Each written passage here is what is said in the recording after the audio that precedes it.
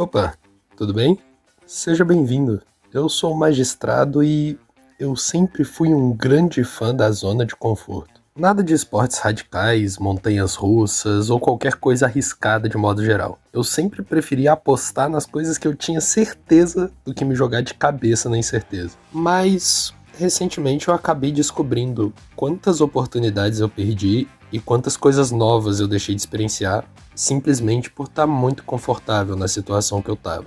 E isso tudo graças a um simples mangá de futebol. Consegui prender sua atenção? Então, fica aqui comigo e me deixa te apresentar um pouco sobre a importância do desconforto. Após uma derrota humilhante na Copa do Mundo, o Japão lança o projeto Blue Lock, um programa para criar o maior atacante egoísta da história do futebol. Entre os participantes está Isagi Yoichi, que busca se tornar o maior jogador do mundo.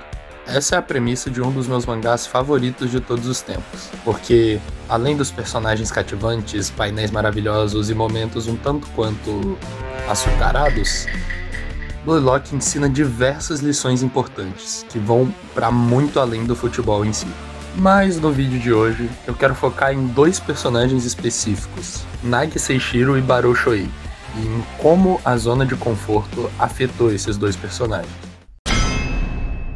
Introduzido no capítulo 5, Barou Shoei é um garoto de 1,87 de altura, cabelos castanhos penteados em um alto topete e olhos vermelhos, que se auto-intitula o rei do futebol. Em campo, Barou atua como um 9 clássico, alguém que com sua força física, arrancada e chutes poderosos, atravessa a defesa inimiga para marcar o seu próprio gol.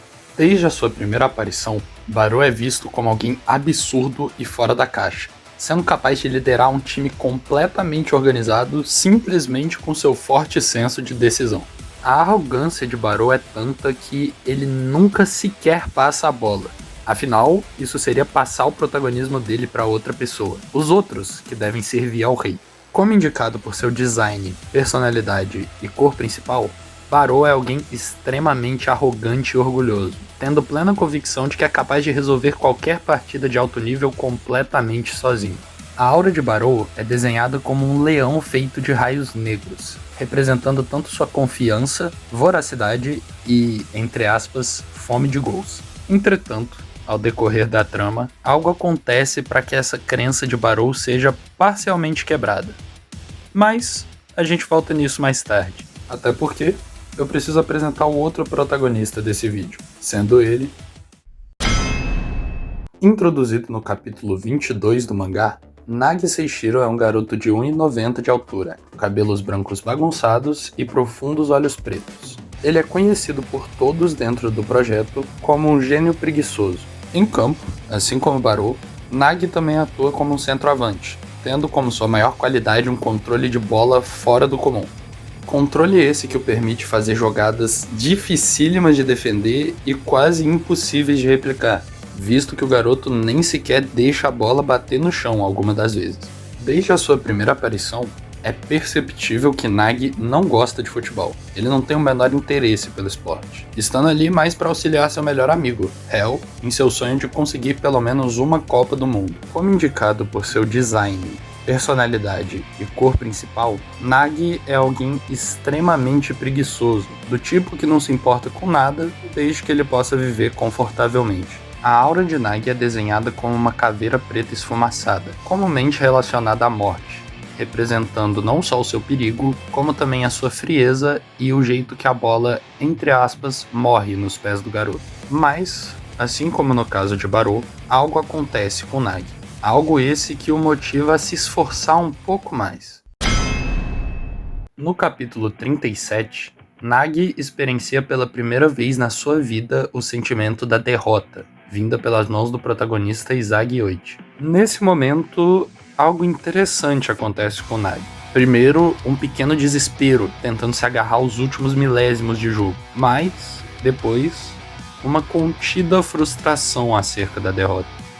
Nesse exato instante, algo nasce dentro de Nagi, sendo perceptível só de olhar em seus olhos, que antes eram desenhados como um vazio negro sem nada, agora portam um brilho diferente. Algo semelhante acontece com Barou no capítulo 64. Jogando no mesmo time que Izagi e Nagi, Barou é completamente anulado nessa partida, fazendo com que instintivamente o mesmo passasse não só a bola, como também o seu protagonismo direto para os pés de Izagi. Naquele momento, seu ego de rei foi completamente destruído, o fazendo se considerar um simples coadjuvante na história de outra pessoa. Mas, ao decorrer da partida, Barou se recusa a desistir de seu sonho e começa a reformular o seu modo de jogo, agora não precisando que alguém passe para ele, porque ele mesmo vai roubar a bola, mesmo que seja de seus companheiros, para marcar o seu gol, tirando à força a bola e o protagonismo de seus companheiros e oponentes, assim assumindo não só o título de rei novamente, mas também o título de vilão em campo. A partir desses capítulos, algo mudou dentro de Nagi e de Barou. A atenção de ambos os prodígios se voltou para aquele que eles achavam fraco e até descartável. Um objetivo mútuo entre os dois nasceu: derrotar Izagi Oti. E bem, a partir desse momento, ambos os personagens estão longe da zona de conforto. Os dois foram expulsos dela por Izagi. Nagi, pela primeira vez na vida, tem vontade de se tornar mais forte e Barou muda completamente o seu estilo de jogo, tudo em volta de derrotar Izagi. E eu pessoalmente considero essa uma das melhores fases de ambos os personagens quando o quesito é aproveitamento dentro de campo. Ambos os personagens tinham um motivo e um objetivo para continuar evoluindo, um propulsor que os forçava a melhorar a cada partida. Mas essa situação acaba mudando em um dos arcos seguintes, arco esse conhecido como... Nesse arco, os garotos da Blue Lock são apresentados a 5 dos mais famosos times do mundo inteiro, e devem escolher um deles para fazer parte da equipe sub-20 e evoluir no ambiente proporcionado por aquele time, para que posteriormente competissem em 4 partidas amistosas contra os outros 4 times também envolvidos no projeto. Nagi escolhe o Manchine City, da Inglaterra, conhecido pelo alto aprimoramento físico de seus jogadores. Já Barou opta pelo Ubers, da Itália, um time que preza pela tática e estratégia dentro de campo. E a escolha desses times é muito importante, para o paralelo desses personagens começar a lentamente se distanciar. No Manchine, Nagi revela ao seu treinador o seu desejo de vencer Izagi, que o pergunta o que ele gostaria de melhorar para que alcançasse esse objetivo. Nagi então nega, revelando que jogava muito mais por instinto, com os passes do próprio Izagi quanto Dorel, o que deixa o treinador meio perdido, se perguntando se ele era um gênio ou só maluco mesmo. O treinador, Chris Prince, então aceita o pedido de Nagi, e com a ajuda de outro personagem do time sub-20, Agi. Eu sei, fica um pouco confuso mesmo, Nagi, Agi, enfim, eu vou tentar dar uma diferenciada. Treina não só o corpo de Nagi, para que ele tenha força o suficiente para passar por 2 defensores ao mesmo tempo, como também treina o senso tático de Nagi, tornando ele um jogador não só reativo, mas alguém que pensa nas próprias jogadas de vez em quando. O primeiro amistoso que o Manchine iria participar seria contra o Bastard München, da Alemanha, time esse que Izagi escolheu, sendo o primeiro teste tanto dessa nova forma de jogar, quanto da nova mentalidade do Nagi. No capítulo 174 é iniciado o amistoso que Nagi tanto esperava, o dia para que ele treinou esse tempo todo, desde que realmente pegou gosto pelo esporte. E é somente no capítulo 190 que Nagi finalmente tem a oportunidade que ele esperava, um confronto direto contra Izagi, aquele que o derrotou há muito tempo atrás. De frente para o gol do Bastard, Izagi era a última linha de defesa, colocando os 2 jogadores no confronto 1 contra 1. Confronto esse que Nagi saiu vitorioso. E tipo assim, gente, é muito maneiro e tal, nossa, super descolado, etc e tal, um golaço, mas, meu Deus do céu, que mentirada. O cara meteu 5 voleio falso, enganou o Izagi, enganou o cara que chegou pra ajudar o Izagi, enganou o goleiro, depois de 5 chutes na bola, do nada, pau, gol, vambora. Apareceu a morte, um leão feito de raio, tudo bem, mas, pô, 5 voleio falso? Esse desenho é uma mentirada. Voltando ao assunto, no momento desse gol, Nagi se sente extremamente realizado. Como ele mesmo diz, naquele momento ele se sentia o maior jogador do mundo. A satisfação de Nagi é visível nesse quadro em específico, onde nós vemos um rosto e uma postura de alguém completamente satisfeito, como também vemos a sua aura de morte esvanecendo ao fundo. A partir desse ponto, Nagi joga de uma maneira não tão motivada quanto antes. porque na percepção do garoto, ele já tinha cumprido a meta dele, o objetivo de todos os treinos, vencer Izagi. Esse desleixo vindo da satisfação de vencer Izagi num único lance leva Nagi a não contribuir mais para o seu time, o que é um dos motivos do Manshine perder a partida contra o Bastard. Depois dessa partida, Nagi é completamente anulado pelos times posteriores, porque ele não tem mais nenhum motivo para evoluir.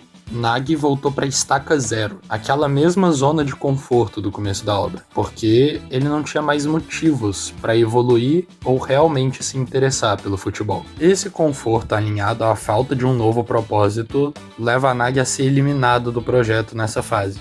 Até porque ele não consegue achar nenhum motivo para o incentivar a jogar bem de novo. Em contrapartida, no capítulo 204, nos é revelado que Barou marcou um hat-trick contra o time FC Barça, da Espanha, deixando Izagi curioso sobre o que o rei fez para evoluir tanto. Quando a partida entre Ubers e Bastard finalmente começa, descobrimos que Barou não só pintou o cabelo tanto para comemorar o hat-trick, quanto para intimidar o Izagi. Eu tô falando, esse anime é totalmente açucarado. Como também ele finalmente adquiriu tudo o que ele queria desde o começo do projeto. Um time que jogasse inteiramente para ele. Quando entrou no time italiano, Barou descobriu que o Ubers funciona como uma empresa, onde cada funcionário trabalha e coopera coletivamente, em prol de marcar o gol pelo time. Barou acha essa ideia toda uma besteira, e se recusa a fazer parte das táticas coletivas do Ubers. Porém, o técnico do time, Mark Snuffy, enxerga em Barou a grande capacidade de finalização dele e propõe a ele um trato. Barou seria o centro do time do Ubers, aquele para qual todos os jogadores tocariam a bola em prol de que ele e exclusivamente ele marcasse o gol. Mas, em contrapartida, todas as táticas seriam pensadas por Snuffy. Barou aceita esse acordo e realmente se torna a cabeça do time, o rei que ele sempre quis ser, e isso faz adquirir o hat-trick citado anteriormente. No jogo contra o Bastard, Barou marca rapidamente o seu primeiro gol, vencendo uma disputa não só contra Izagi, mas contra um time inteiro que estava teoricamente preparado para receber o seu chute. Com isso, Barou, assim como Nagi, venceu Izagi em um lance, fazendo com que ele pudesse claramente voltar àquela zona de conforto. Afinal, além de esmagar aquele que o humilhou, agora ele tinha um time inteiro que jogava por ele. Só que, diferentemente de Nagi, Barou ainda não está satisfeito. Na verdade, muito pelo contrário, o garoto começa a ficar frustrado, pois as jogadas pensadas por Snuffy começaram a se tornar previsíveis, fazendo com que o time do Bastard anulasse Barou completamente do jogo. Cheio disso, Barou confronta Snuffy, abandonando as ordens e táticas do técnico. O garoto reconhece que estava numa posição super confortável no time, algo que ele não poderia aceitar, porque, assim como sua primeira derrota nas mãos de Izagi, Barou descobriu que ele só evolui no desconforto. Ao perceber isso, Barou se vira para o time italiano e diz que quem quiser vencer essa partida deve seguir as ordens dele e ignorar o que o treinador tem a dizer sobre o jogo. E assim como no começo da obra, o time da Ubers confia na capacidade de decisão de Barou, aplicando um estilo de jogo muito mais imprevisível e agressivo, misturado às táticas que Snuffy enfiou na cabeça deles. E esse novo modo de jogar leva Barou a marcar o segundo gol para o time italiano. E por mais que a Ubers tenha perdido o jogo contra o Bastard, Barou não se desmotivou, ganhando inclusive o próximo jogo, justamente contra o Manshine de Nagi, e se classificando como quarto lugar do projeto. Agora, o que difere as situações de Nagi e Barou? Em tese, os dois têm o mesmo objetivo, né? Não.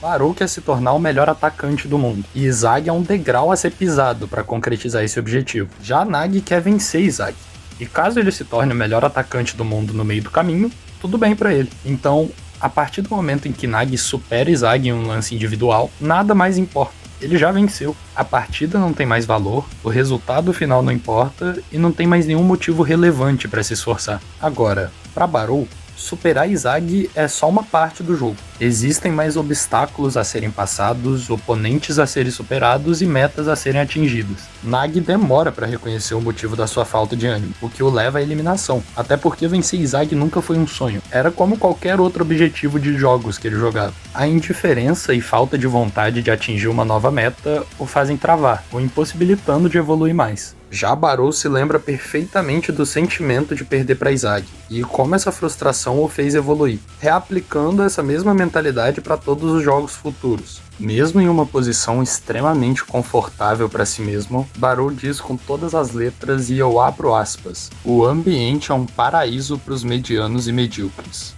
mas não tem desespero suficiente para eu me afogar."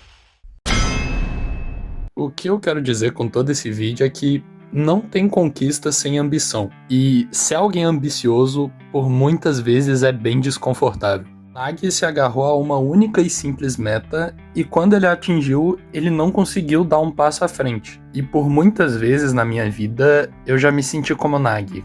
Coisas tipo: eu só preciso de um 6 para passar nessa prova, vou fazer só metade do meu exercício hoje, e depois eu começo a ler esse livro, eram pensamentos bem recorrentes na minha cabeça. E isso me levava a dificuldades no fim do trimestre por ter me esforçado pouco, insatisfação com o meu corpo e com a minha saúde por ter me cuidado pouco, ou só arrependimento de ter demorado tanto para conhecer uma ótima história. Já Barou mostra que crescer dói. Evoluir significa errar, se frustrar e deixar aquilo que era confortável um pouco de lado. Mas se é algo que você ama ou quer muito fazer, esse desconforto passa a ser só um pequeno detalhe para que você cresça e fique cada vez melhor. Me usando mais uma vez de exemplo, o primeiro vídeo desse canal foi super desconfortável de fazer. Eu fiquei 1 mês escrevendo o roteiro e pelo menos mais 1 mês para editar o vídeo todo. Porque a cada palavra que eu escrevia e cada coisa que eu mexia na edição, eu sentia que não estava bom o suficiente, não ia entreter,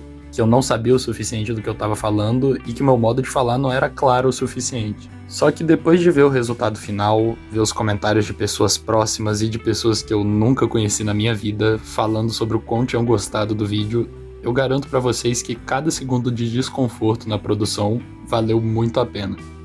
Eu sei que numa escala geral de criadores de conteúdo, para muita gente isso pode parecer muito pouco, mas para mim, se o meu vídeo alcançou pelo menos uma pessoa e conseguiu prender a atenção dela, não tem preço. Eu juro para vocês que não tem preço. Em comparação ao último, esse roteiro foi escrito em 2 dias, e eu me sinto 1000 vezes mais preparado para gravar, editar e postar para ver a reação de quem me assiste. Se tem algo que você quer muito ou ama fazer, começa, só vai.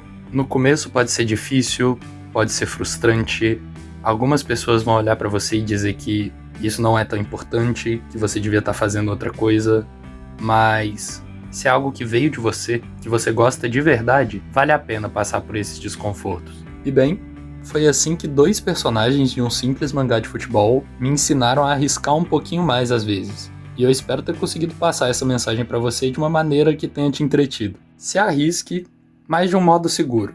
No mangá é tudo muito fácil, muito lúdico, as coisas são muito incríveis, mas nunca passe de limites que afetem a sua saúde mental ou integridade física de modo muito pesado. Às vezes a gente só precisa colocar o pé na água gelada, não precisa se jogar de cabeça logo de cara. Enfim, acho que é isso por hoje. Eu espero não ter soado tanto como um coach nesse vídeo e que esse vídeo tenha sido importante para você de alguma forma. Lolock é um mangá com ótimos personagens e com diversas lições. Os próprios Nagi e Barou eu só falei uma parte deles, eu poderia falar muito mais sobre cada um. E se vocês gostarem desse tipo de vídeo, quem sabe eu não trago mais de outros personagens, né?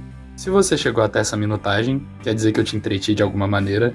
Então, considera dar um like, se inscrever, comentar e compartilhar o vídeo para quem você acha que pode curtir o conteúdo do canal. Sem mais por hoje, eu sou o Magistrado e lembrem-se de sempre buscar conhecimento.